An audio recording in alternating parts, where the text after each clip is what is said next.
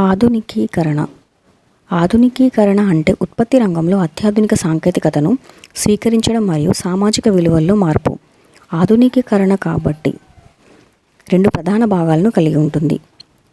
కొత్త టెక్నాలజీ స్వీకరణ, ఇది సామర్థ్యం మరియు ఉత్పాదకతను పెంచుతుంది.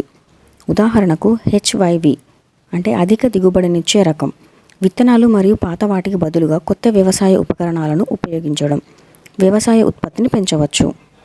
దీని మాదిరిగానే ఒక పరిశ్రమ దాని తయారీ కేంద్రంలో అదనపు యంత్రాలను వ్యవస్థాపించడం ద్వారా ఉత్పత్తిని పెంచవచ్చు. సామాజిక వైఖరిలో మార్పులు కూడా గణనీయమైన ప్రభావాన్ని చూపుతాయి. ఉదాహరణకు గర్భనిరోధక పద్ధతులను అంగీకరించడం జనాభా పెరుగుదలను తగ్గించడంలో సహాయపడుతుంది. పురుషులు మరియు మహిళలకు సమాన హక్కులు మరియు వేతనం కూడా మహిళల ప్రతిభను సాధ్యమైనంత ఉత్తమంగా ఉపయోగించడాన్ని ప్రోత్సహిస్తుంది.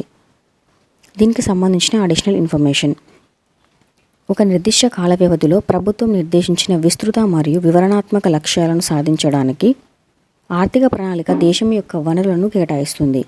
ఈ ప్రణాళికలను భారతదేశంలో పంచవర్ష ప్రణాళికలు అని పిలుస్తారు, ఎందుకంటే అవి 5 సంవత్సరాల వ్యవధిలో అభివృద్ధి చేయబడ్డాయి. 1950లో జవహర్లాల్ నెహ్రూ చైర్మన్గా ప్రణాళికా సంఘం ఏర్పాటైంది.